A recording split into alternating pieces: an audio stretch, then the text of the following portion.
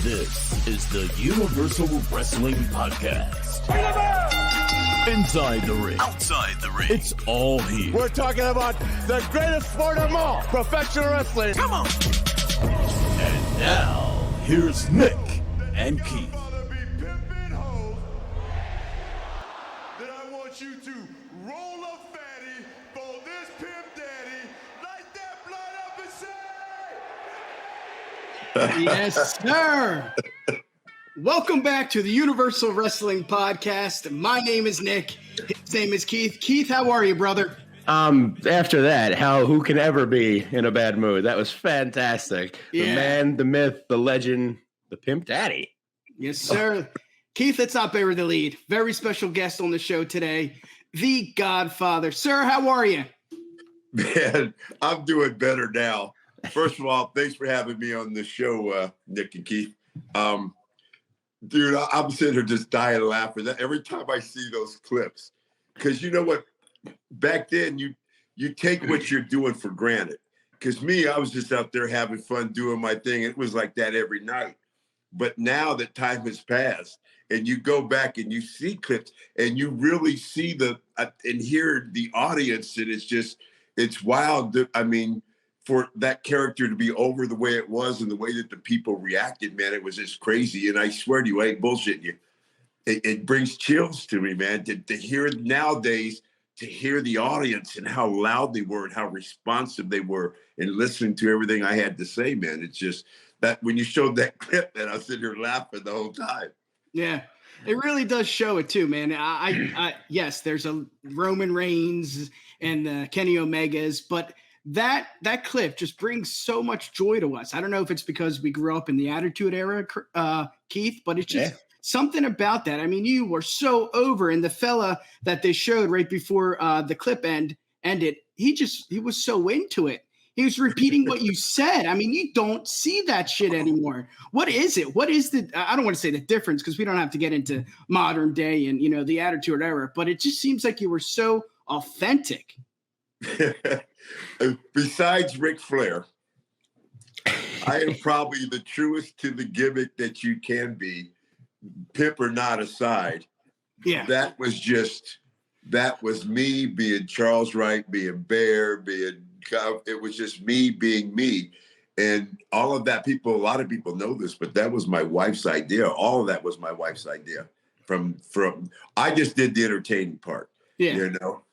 When I went to Vince, I said, Vince, they see enough wrestling, man. I'm like, let me entertain them. They see enough wrestling. Let me go out there and just entertain the people. And that's what I tried. The wrestling, that's why when they put the Intercontinental belt on me, it didn't really mean anything because I had the girls. And the belt was nothing more than something the girls carried. Because I had this show. And so I was just out there to entertain people, and I was trying to do, and I was never scripted, so I was able to do and say whatever I wanted to say. So I was just out there having fun and trying to make it fun.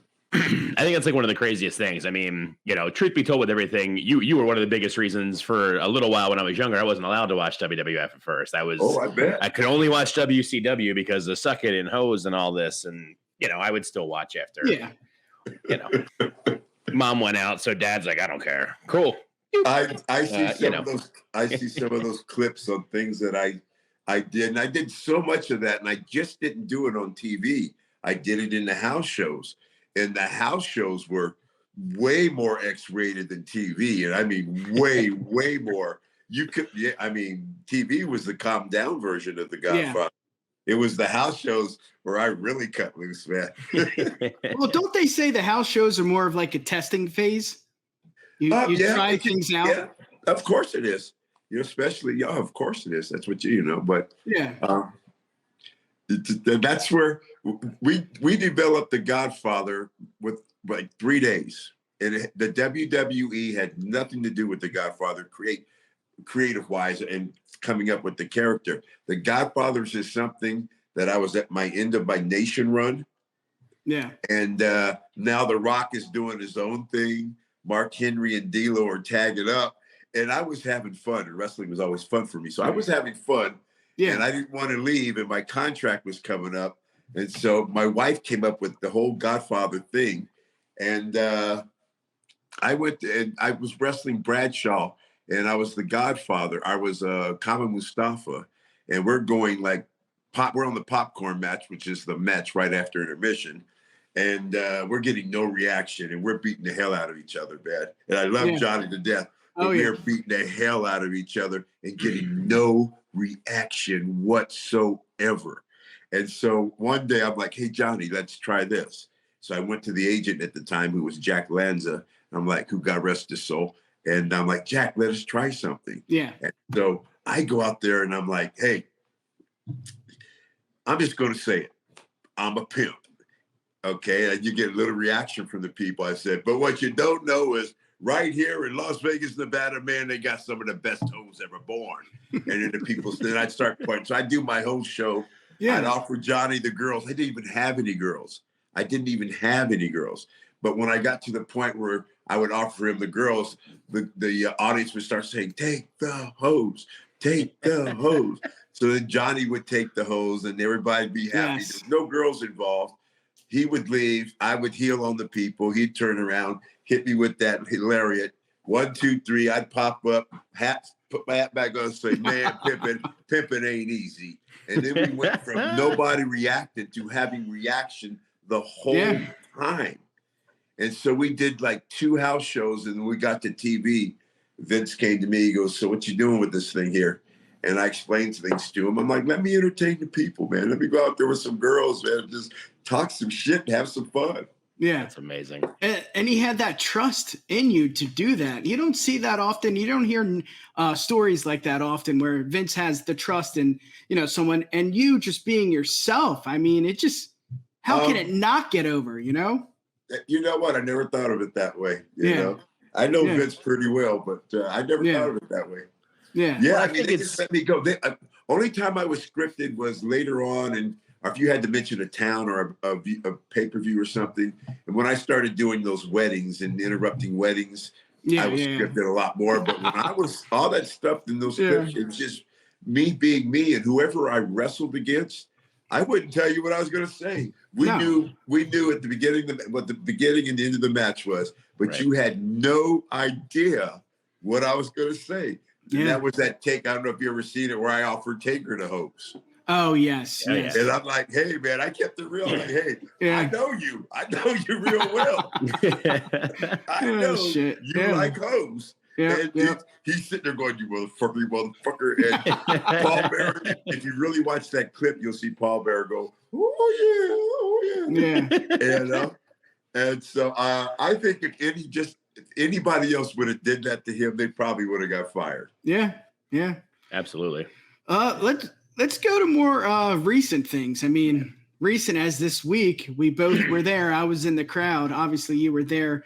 Raw 30 in Philadelphia, 30 years of Monday Night Raw. Yeah. Tell us how your experience was, man. We saw it on Instagram, your pictures, but tell us how it is to just, reunite with the boys. It's always great seeing the guys, especially the ones you haven't seen in a while. But I got there around 2:00. Now, I just had hip surgery. Oh, okay. And so last Wednesday, they canceled me because they had a little more for me to do. Oh, but okay. They had to cancel it because at that point, I was basically still on a walker. Damn. And then I had some appearances this week, and I did them on crutches. But they called me Saturday. They're like, hey, we need you. I'm like, guys, I'm on crutches right now. I'm not going on TV with crutches. So they came up with that little thing that I did. But it was great, man. I was in there with Hogan and Dallas. And now I got to get my knees done pretty soon. And Dallas is like, as soon as you get your knee done, come on down and spend some time with me. Yeah, Hogan Mr. was Positivity. Taker was in there. Teddy Long, Ron Simmons, Bradshaw, Alondra Blaze. Yeah. We were all just in there kicking. You had big screens and telling old stories and lies and taking some pictures. It was a good time. That's great, man. I gotta ask you something. When you walk in, you got the segment ready to go. You know what you're doing. Does it just click? Are you just back in the character, or does it take time to work up, or is it a few shots with the boys? What is it? How do you get back into the character? This is the God's honest truth. That's not a character. That is how I love it. I am right now, bro. At my age and what I've done, I've been a tough guy. I've been a biker. I've been a mean dude. I'm chilling now, man. And that's me. And I've been that way for over 25 years now. I've been that way and I'm happier that way. Yeah. I've been married 23 years now. Two things changed my life for the better: marijuana and my wife. And those things took me from being a really bad person to being a nice person. And I just let it go at that. And so I just chill. And it's just me, man. And at this point, I'm basically retired, and I'm just having fun, man. Just having fun. But it was great. Ric Flair gave me some Ric Flair drip.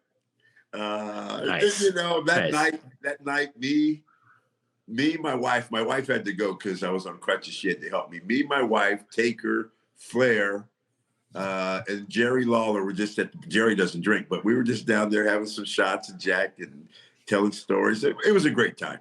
We're from the suburbs of Philadelphia. Yeah. Where were you guys at? We were at a small, it was, I think, a Hilton, but it had a funny name. Like it was a funny 4 Points or something. Yeah. But it was right on the water. And the building was funky looking too, right? Yeah, but not all of us were there. Just like me, Taker, and a few of us were there because they didn't want to stay where everybody was staying. Because when you're around Taker, man, it can get crazy. Yeah.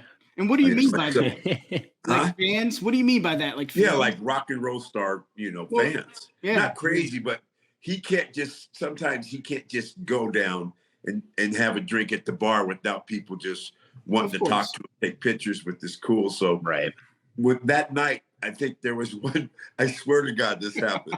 I swear, because there wasn't no fans there. Really, it was just some of us and some few guys in the office. And we're down there drinking, and a kid comes up, and he goes to Taker, and I swear this is true. He goes, "And which wrestler are you?" Oh, my God. And I swear this is true. And Taker looks at the kid and goes, "I'm the Godfather." But great time. Yeah, that was a lot of fun, man. And a lot of fun to be there, too. That thing that they did is they had to come up with something, because I'm literally, if I'm not on those crutches, I can't take a step. No. Okay. And so they tried to do something where I didn't have to move. And so that's what they came up with. They basically just, all they want is that initial when the camera sees you and the people go, ah! That's all they pop from us. Or if it goes to Ron, because you get that shot.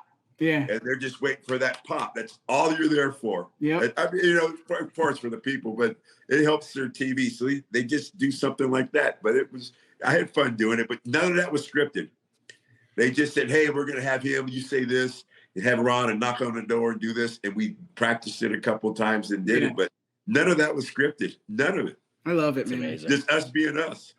I think that's such the difference between, the Attitude Era and stuff versus like now is like, I think that's why, you look back in the Attitude Era and people mostly like yourself, when I think of like saying this example, we're just like, you're kind of like mid-cardish, but like that clip we showed in the beginning, like you're just beyond over. I don't mean that negatively. I promise. I don't. But I mean, I always tell people this: I am the most over mid-carder you ever seen that there ever will be. Like without question, just that crowd reaction and stuff. But I think so much of that is like you said, that it's just like authentic, and I feel like that's something that, like, we're missing now from the Attitude Era. Like when everyone says, "Oh, we want to go back to that time," it isn't necessarily for, the questionable stuff like in like modern society, but like letting you guys be yourselves. Like you said, you were never really scripted, but I could never see anybody on the main roster now, or even any guy going out.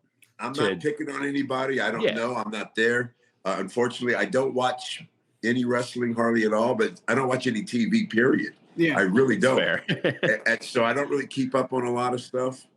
But I don't know if the guys growing up now, we grew up talking on mics and stuff and territories and stuff. And now they start off probably right away being scripted. So I don't know. Yeah. I don't shit talk any added errors. All I say is I was so happy to be part of the Attitude Era, man. And to be a big part of it. That oh my God, yes. We would have contests where, we'd be in basketball arenas all the time, right? They used to have applause meters. And so Stone Cold Rocky, those guys look at shit like that, right? Yeah. And so many a time I developed the thing that I would get that initial pop when I came through, but then I would come through without the girls and the people would kind of turn on me a little bit. and then I'd call the girls out, and that second pop, when the girls would come through that curtain, the second pop would almost beat them every night. Oh yeah. Oh, I remember. Godfather. They called it the layoff for the Godfather pop. That was what was that? Rumble 02? It was a mid-card character, and it was never meant to be more than that, because if you took the fun out of the character, then you couldn't just things anymore. And I think you've said that in the past, you know? Yeah, I mean, it was literally, that was to entertain the people. Yeah, authentic. I think the closest person I can think of is MJF. He's so authentic that it's so believable. But back to Raw 30. Yeah. JBL is now mentoring Baron Corbin. Godfather, I gotta ask, is that something you would want to do? And if so, like who would you want to mentor? No, I'm so busy, man. I'm involved in the cannabis industry. I do seminars. I do sign. I'm just so busy. I don't have time for that. And I don't want to be tied in to have to be here and have to do that. Right now, I do my own thing. If I want to work, I work. If I don't, I don't. So no, I'm having a great time doing what I'm doing. I'm not looking to do anything like that. But that good kid, that's the first time I met this kid, right? Okay. And so then we're in the back before we do the shoot, he comes and he hands me a bottle of Jack Daniels, man. And he goes, here, this is for you and Undertaker for later. And I'm like, dude, thank you, man. And so he showed that type of respect. I love it. That's amazing. Yeah. Any other guys do the same thing? Not with me. See, I was limited to because I was on crutches and stuff. Right. I kind of had to stay in the room where we were. They had the Legends. Some guys had their own dressing rooms, but everybody I mentioned was in the Legends room. It was really comfortable in there. And so, besides going to the cafeteria, which was where we did that set, I didn't go. I never went out in the arena because it was just too hard. Yeah. I was basically getting wheelchaired around. That's why you just see me standing there going, hey, John. Yeah. Hey, Ron. Yeah. I couldn't take a step. Yeah. Yeah. I'm going to ask it just because I'm so curious, but is it different with Trips now, Paul? He's there. He's in charge of creative than with, Vince is, I guess he's no longer there. I don't really know, but can you? He wasn't there that night. Vince wasn't? I didn't see him. If he was, I didn't see him. Yeah. Okay. But is it different, or you just can't tell? You don't know because you're not there every week. It's no different for me. Okay.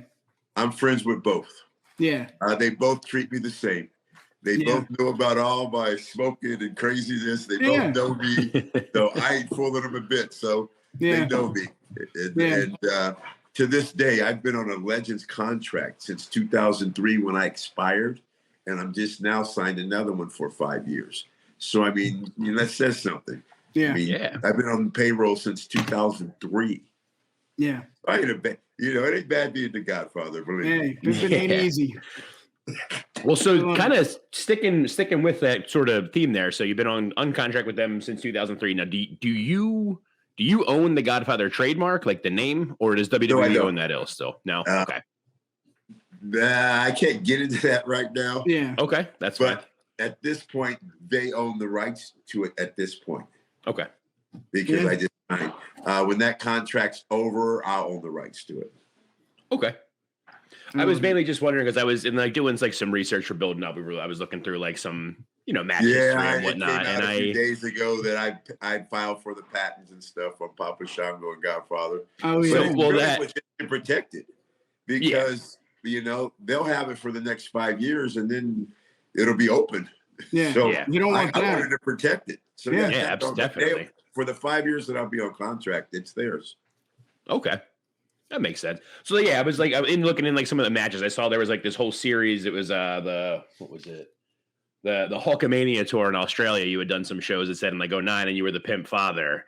But in between those, it was still the Godfather. I was I wonder if that was he had it, but he didn't have it anymore, or that is the only time ever that somebody asked me to change my name. And I think that was because that was a Hogan Flair kind of thing.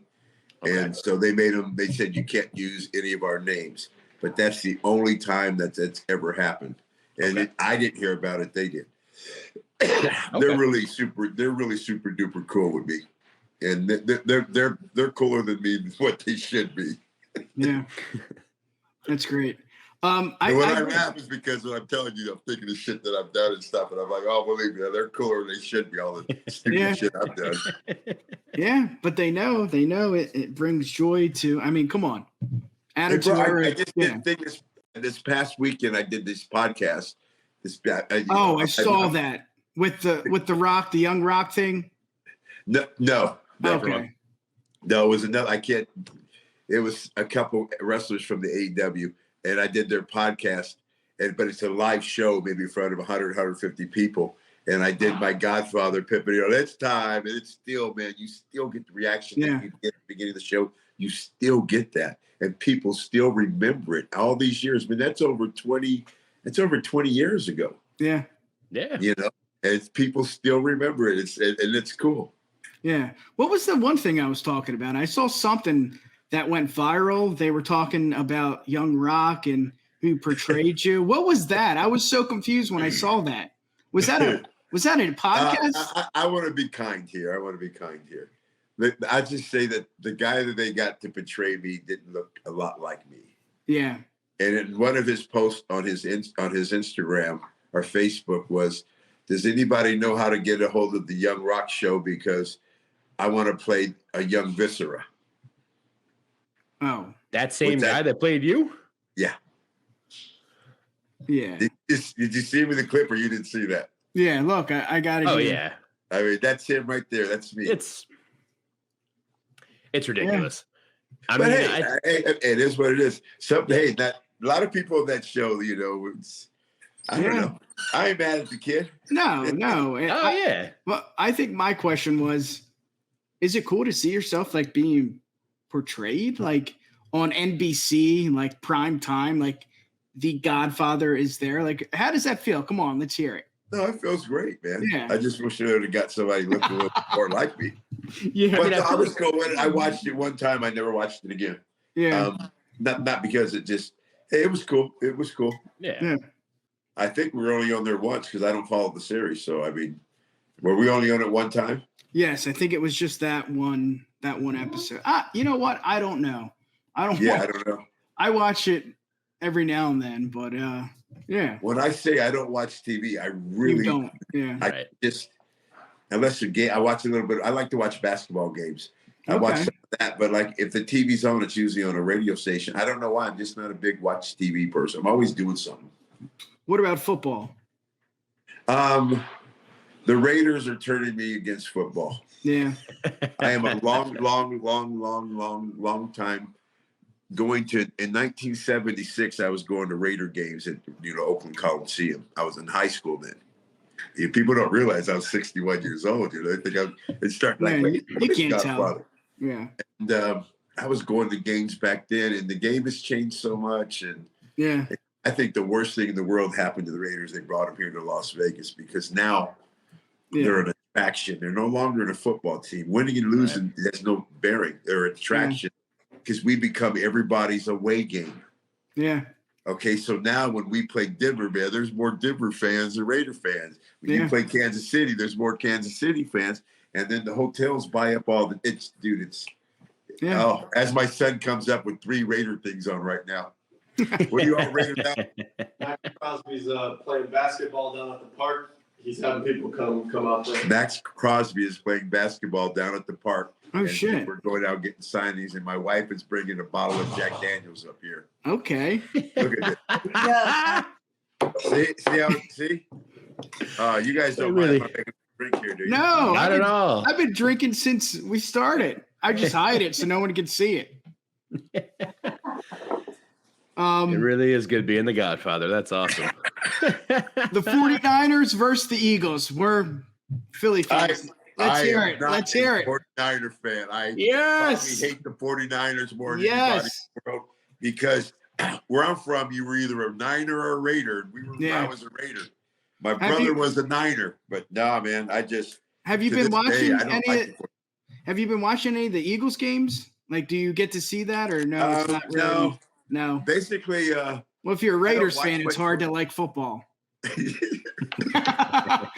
I ain't watched the Super Bowl since the Raiders have been in one, probably. So I mean, I haven't watched. That's a long time, Godfather. Yeah, well, I like watching basketball more than football. Football, nothing against it, but it's changed a lot. Well, what about Embiid? Yeah. Who? Embiid, Joel Embiid. Oh, dude. Yeah. I think he's always MVP material, bro. He's never getting it. He's got to be 7 feet tall, right? Yeah. And the way he can play outside, he's a great player. Is he hurt now or is he playing? Because he's playing, yeah. I think the 76ers just played the Warriors not too long ago. Yeah. But anyway. Yeah. Let's get back on track here. I think Harden's slowing down. I think he's slowed down a couple steps. Yeah, even with the weight loss from 2 years ago, he looks really good now. But I just don't know if his head is in the game. I don't know what it is. They always talk about strip clubs. I don't know if you know anything about that, but it just seems it just seems like his head's not in the game. Dude, you know what? As you get older, shit changes, bro. I mean, take it from somebody that knows, and probably his head isn't. He's made a lot of money. Probably tired of all the bullshit. I mean, he tried as hard as he's hurt. Yeah. He's hurt all the time. He's getting older. I mean, life is life. I'm sure he's out there trying. Yeah. So what did you make? Maybe these younger kids are coming, man. I mean, look at the young quarterbacks in the NFL now that, right now, all it is young guys. Yeah. Burrow, Mahomes. I don't know. That's why, salute to you guys, first of all. I'm going to have to gargle it, but that's Do it. We can cut that out. Cheers, brother. Cheers. You don't have to cut out anything with me. Captain Morgan, no? Let's get back on track. I want to check out this video and we can discuss it. The Godfather's version of the Death Valley Driver. You got Jim Ross in that clip. You got Tony Chimmel. Man, it brings me back to the prime of professional wrestling. 1999. I mean, we talked a little bit about it in the beginning of the episode, but let's hear it, man. You become the new IC champion. How does that feel? What is going through your mind? What is happening? What did Vince say? I mean, there's so many questions. Dude, what I can remember, I mean, it's a long time ago. What I can remember, I think I came to the building and somebody's like, "What's up, champ?" I'm like, "What's up?" And then I got farther, like, "They're going to drop the strap on you tonight." And it was that day that I found out, great day, excited. Great to have a belt like that, The only problem was when they put it on, I know why they put it on me. I'm not going to get into that. Okay. But the only problem with having that belt and that character not being real serious into serious wrestling, it's hard to do anything with it. And then the fact that the girls were outshining the belt. People could care less about that belt. They wanted to see what the Godfather was going to do with the girls and nobody cared about the belt. So they were trying to get it off me as quick as they could. But, I think for legitimacy, they wanted to put down the road. They wanted to put it on me. Yeah. And it just... I think that's why they put the tag team belts on me, too. Oh, yeah. Yeah. It just seems like we always go back to this word, authentic. But it just seems like it was something to, tip their hat. You're doing great work. And you can also... I know we hear it a lot. The belt makes the person... But for you, man, your character being so authentic, I didn't think, like you said it, I don't think you needed it, man. You were over regardless. They could give you the world championship belt. And I don't think that would have, did any difference. Yeah. Everybody used to say you had the hose. You didn't need a belt. You really didn't. And I was wrestling Al Snow. It was crazy. I got hose. He has head. Yeah. That's how crazy it was back then. And Al Snow, if you ever talk to Al Snow, you should ask him. He says, "You're the only person I ever know that they put a belt on and say do less wrestling and more entertaining." And we'd go 12 minutes with 2 minutes of wrestling. And he thought that was funny and to have a reaction from the audience the whole time. You're getting like main event reactions from moves just by talking. Yeah, I think that's one of the best compliments to ever have. You don't need the title. And you're just being you. You're not you're being high-ass Godfather, And I think that's why people are so obsessed with MJF and his character. He's just him.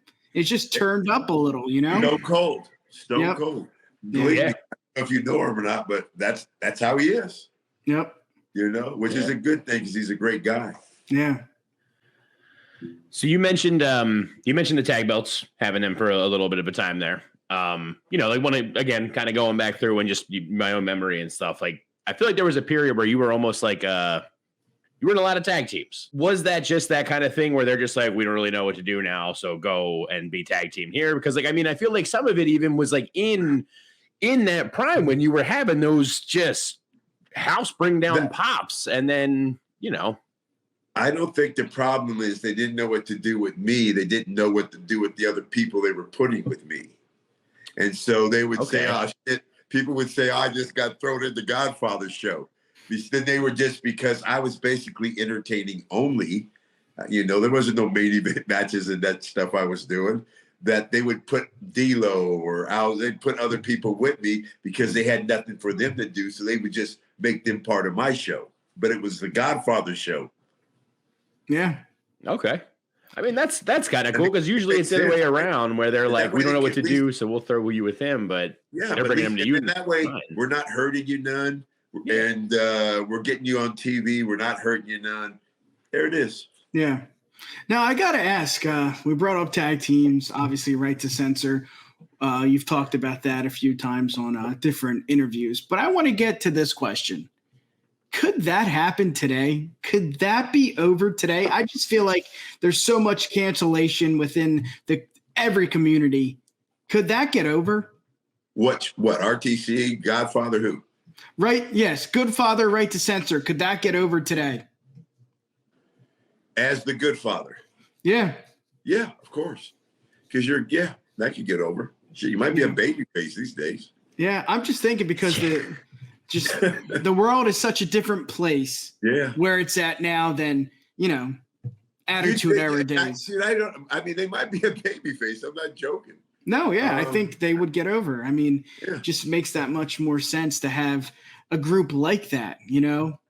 We hear it all the time. I always like a Nation of Domination. If you had a Nation of Domination, would they be baby faces or heels? Yeah. They'd probably be baby faces these days. Yeah. Speaking of, go ahead, Keith. You're going to ask the same question. Because it's interesting you bring that up because I remember when around the time that Kofi and Xavier Woods and Big E were getting together at first, before they were the New Day and everything like they are now, there was a lot of like rumors going around like, oh, they're going to be a new Nation of Domination. I heard the same rumors. Was that ever a thing that they ever consulted any of you that were in the original Nation of Domination to like help them or talk to them about it? Or was that just really just rumor? No, nobody ever came to me about it. Don't hold me to this, but I think they've come to Ron about it a few times. But don't hold me to that. But I think nobody's ever reached out to me about any of that. But see, they know me. They know that I'm not interested in doing any of it. I'm not. I'm in a different direction, so I'm not really looking to do that, and they know that I'm not looking to do that. Yeah. Right. Okay. I dig it. They are who they are now, and they have countless title reigns. But I was so interested because they did have those backstage promos, and they were like clapping, and it just seemed like something that could be the Nation of Domination. But they are the New Day, and it's Vince's not afraid to tackle almost any issue, so I don't know what to say. Yeah. You know, some people thought they'd be afraid to at the time with the Black Lives Matter and all the things that was going on, you know, but Vince ain't afraid to. Vince that I know is not afraid to go after stuff like that. So, I mean, I don't have the answer. Yeah. I don't know, but I'd heard rumors that they were talking about it. Yeah. Well, I think it was really that would have been cool. I did too. That was when they first, because I think it came back to like the first, their first like anything together. It was Kofi and Big E were like tagging just a normal tag team at the time, and they went on like a little bit of a losing streak. And then Xavier came out the one time, all suited up and like glasses, and was just like, it's time for like a new direction. And it was like it sounded really serious. And then they went away, and then it was like 2-3 weeks later. Then it was the vignette started with the choir and everything, and then the New Day and all that. Decided to go a different direction. Yeah, so that's all it is. They decided to go a different direction. Yeah, yeah. I mean, we brought up his name a few times, Vince. He's been in the news. I mean, let's talk about it. I mean, he's back. Isn't that crazy? I mean, how could someone? Vince is like Ric Flair, brother. He ain't gonna go away. Yeah. Vince loves what he does. All the bullshit aside, he loves what he does, man. And I don't have no inside information. I was around people that I could have.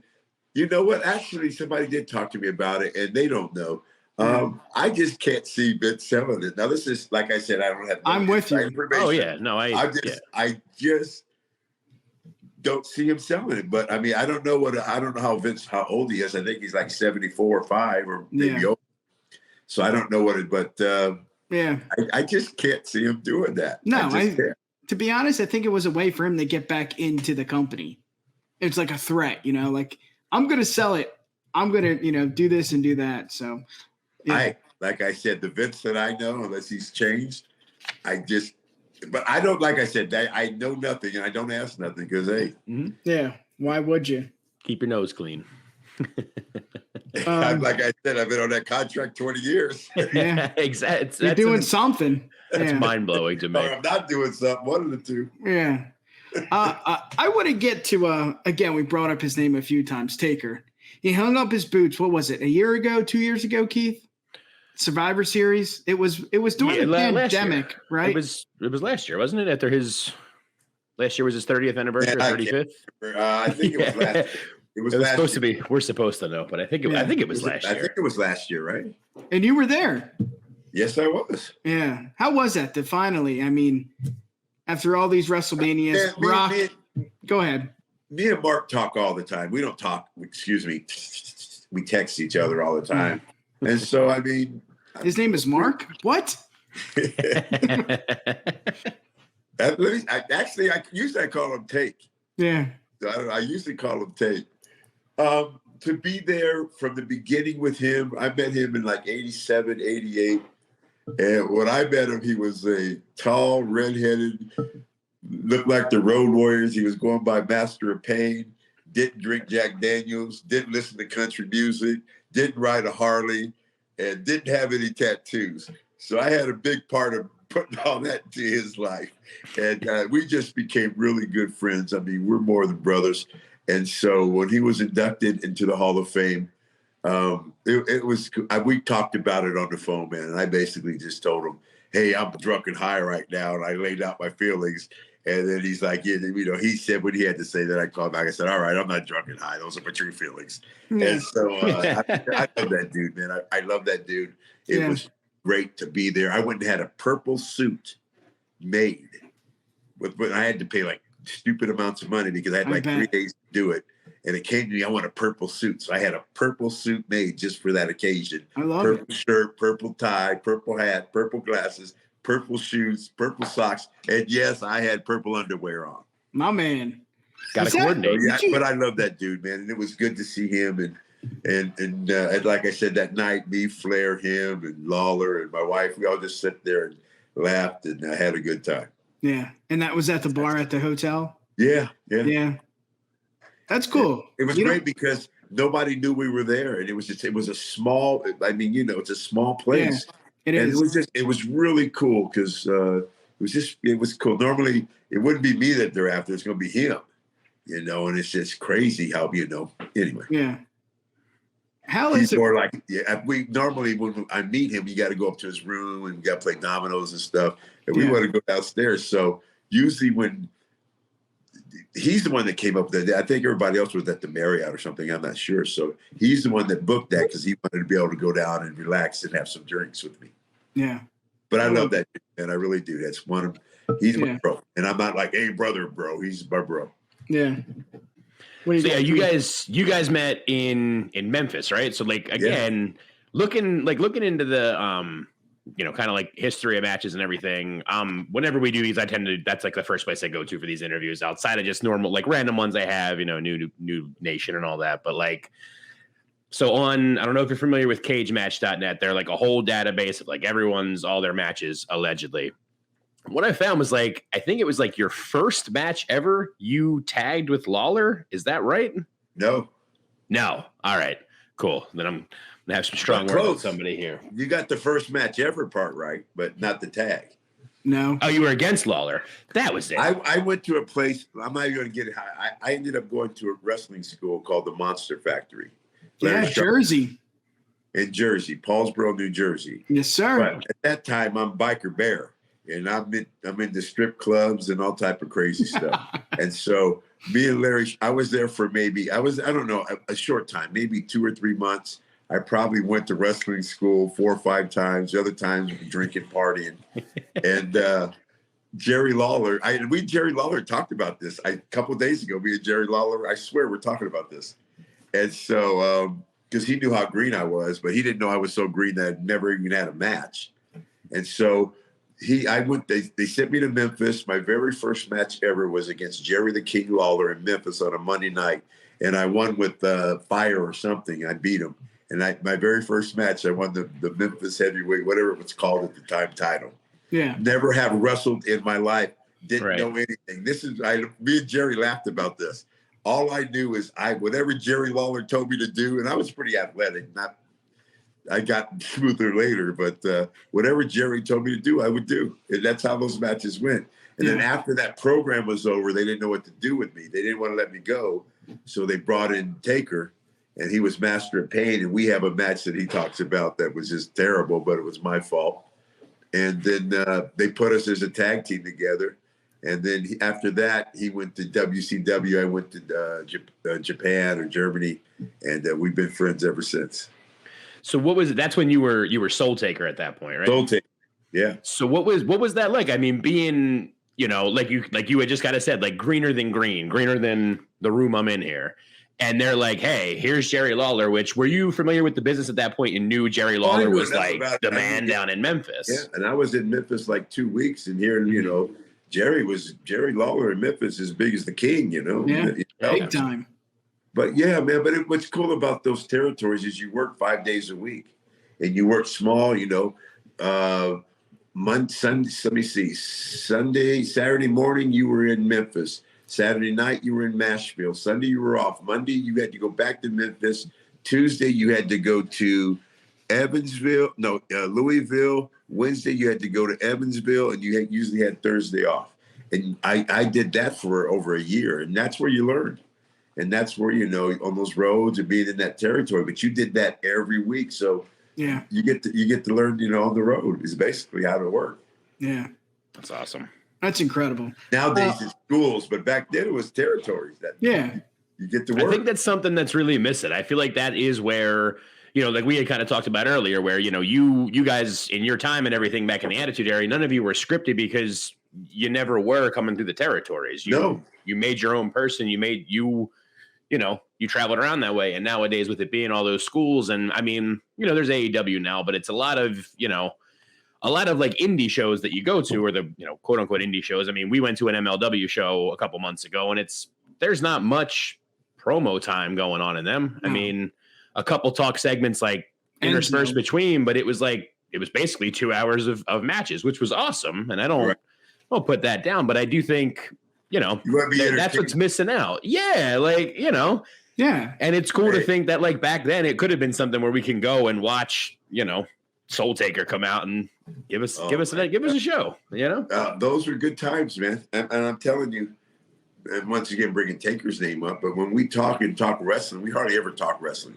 But when we do, it's back in those days. We're talking about, you remember that time when we were staying at the Admiral Bimbo and we had to take one top of the bed off and we had to do this, and then we went down and shared a buffet. Oh, it's more of the memories than the actual matches. Driving 200 miles to make $50. Yeah. $50. How'd you get in Monster Factory? Did you live local, like Jersey, tri-state area? No, I was in Las Vegas. They were filming a movie here called Over the Top. Okay. It was Sylvester Stallone armor. Scott Norton was in that. A bunch of people were in. While I was working in a strip club, I was a bouncer, bartender, manager. I was everything. And then right down the street from the MGM, so all these guys would come there. At that time, I'm a beast, man. I'm 330, 40 pounds, tattooed. And they're like, dude, you ever think about doing wrestling? I'm like, nah. When I grew up, roller derby in the Bay Area was bigger. In the 70s, roller derby was bigger than wrestling. Mm-hmm. And we used to go watch roller derby. So I'm like, nah, I knew Jesse the Body, you know. I remember watching Haystack Calhoun. That's how far I go back, you know. And so they're like, well, you should get into this wrestling. I'm like, nah, I'm fine. I'm making good money out here and stuff. And they're like, well, you ever hear of Bam Bam Bigelow? And I'm like, the dude with the tattoos, man. Because back then I was already tatted up. I was a biker. And I'm like, yeah. They said, well, he made $1 million last year. I'm like, wrestling? And so I said he went to a place called the Monster Factory. I called Larry Sharp. Back then, there was no cell phones and all that crap. You couldn't just text a picture. And he said, if you fly yourself out here, I'll put you up for the night and we'll take a look at you. As soon as he looked at me, man, he's like, you know, and we were off from there. Yeah. It was probably from the time that I went to Larry Sharp's to the time I was in the WWF, it was probably 2.5 years. Wow. Yeah. That is wild. Yeah. That was going to be my next question. How much longer until you got to the WWF? I went from Memphis to Japan, back to Memphis, and then Taker went to WCW. Yeah. I went to Germany, and when I was in Germany, it was Owen Hart, Chris Benoit, Scott Taylor, Fit Finley, Razor Ramon, Salvatore Bellomo, PM News. That's how many people that were on tour for like 8 months in Germany. So I learned a lot more being around these guys. And then when I came back from Germany, Taker was in WWF. And so they're like, hey, they gave me a tryout. Vince, they gave me a tryout. They looked at me. Vince hired me. He says, I got one problem. He says, you got a body of a monster. He says, but you got a baby face. He goes, we're going to put you on contract. You keep training. And when we come up with something, we're going to give you a call. And they came up with Papa Shango to cover my face. There we go. But now at 61, I don't look too bad. So I'm going with it.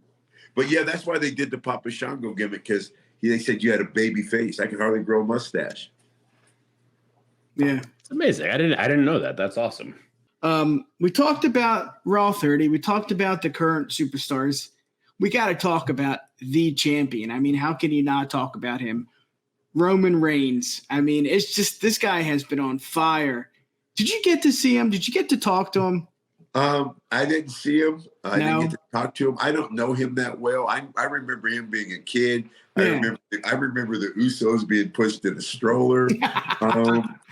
I love that whole family. Like I said, I don't watch the show. No. What I see about him and on these signings, I'm always with Rikishi. It seems like for me, Rikishi and Ron Simmons seem to always be on the same shows.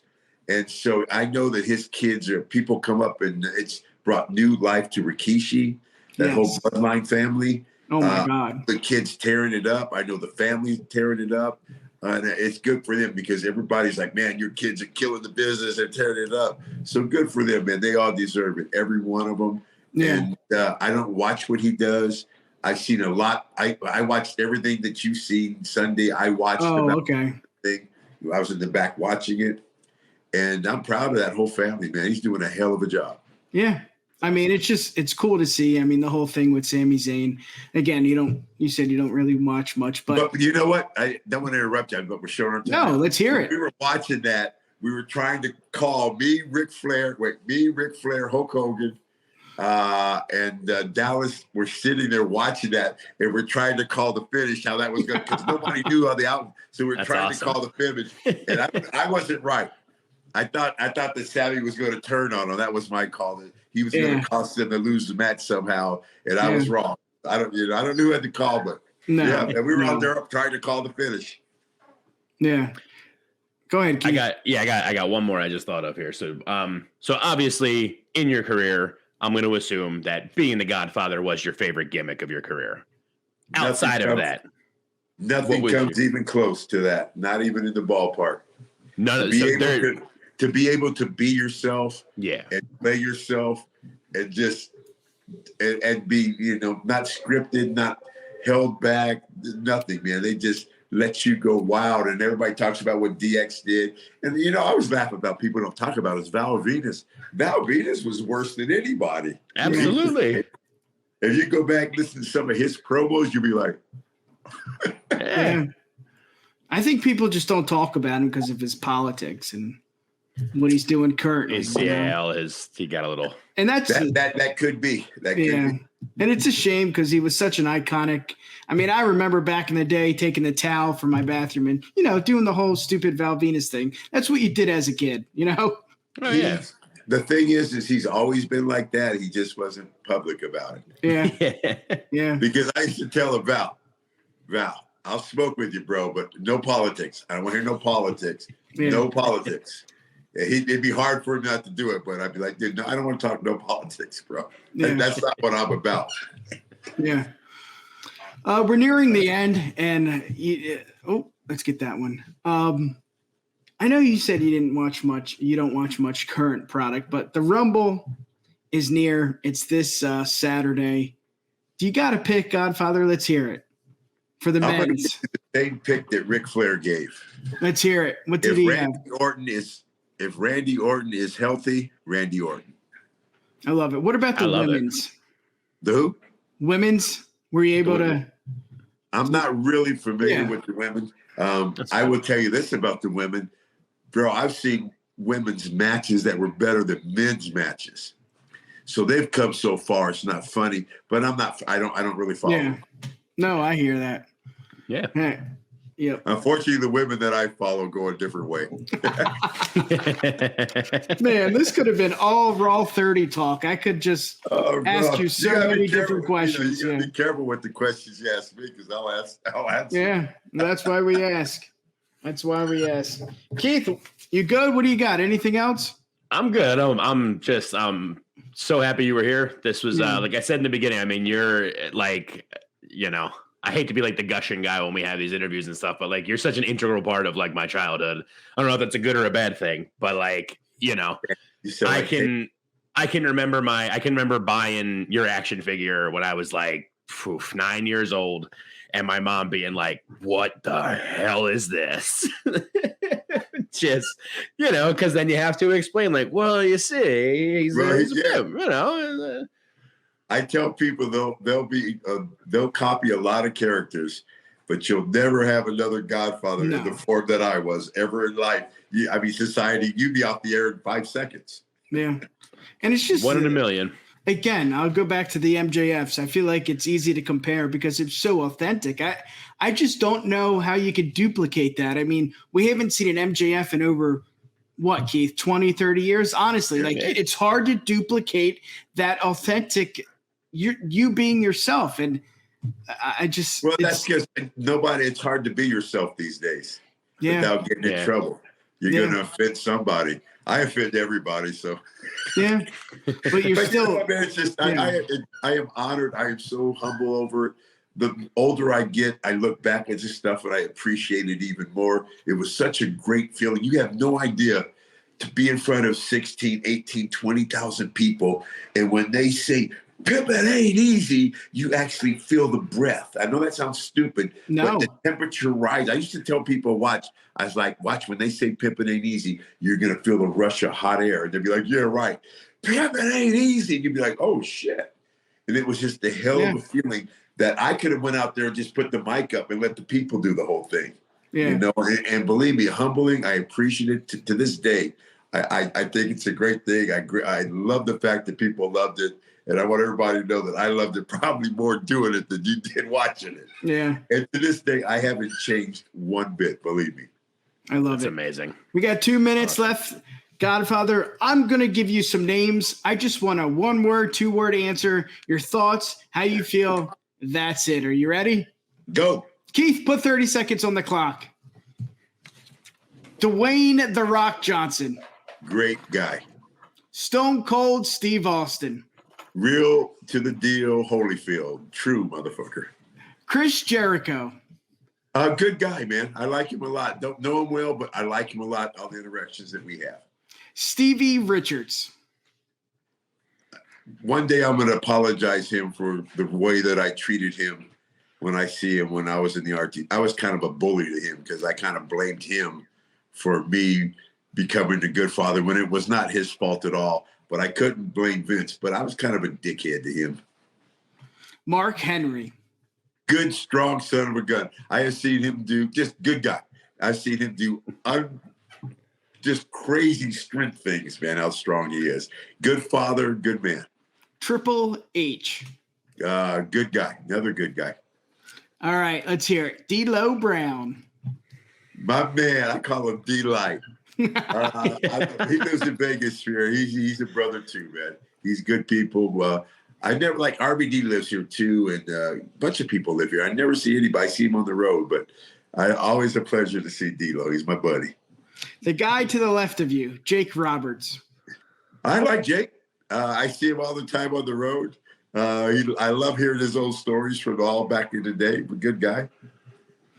Yeah, it's hard to get me to say bad guy because most people are really cool with me, even if they're a dick to other people. They're usually like, even I mean, it's hard to get me to say bad shit about people because I get along with everybody. Godfather's in the house. Ice-T. Good guy. Good guy. Yeah. I love it. All right, let's end it with this one. I know we've said his name a few times. Mark, the Undertaker Calloway. Give it to me. What do you got? Phenom. I love it. Good friend. Love the dude to death. Godfather, do you want to promote anything? How can the people find you? Give the people what they want. Just follow me on I'm on Facebook as the WWE Godfather. But I'm mostly active as the Godfather on Instagram. And that's if you follow me on that, you'll see everything I'm doing. I saw you at Philly airport drinking. No, who said I was drinking? I was just holding up a drink. I was also vaping. I was also vaping. Yeah. Hey, you got to be you. You always tell people if you be you all the time, you'll never get in trouble because Snoop Dogg taught me that. You know, if you be you, then they don't expect nothing else but that from you. I love it. I think that's the way we'll end this one. Godfather, it's been an honor and a privilege. Thank you so much for hopping on. Thank you for rescheduling, and thank you for being such a big part of, I'll speak for Keith too, our childhood. Absolutely. You can find us on Twitter at the UW Pod and Instagram at UW Podcast. Peace.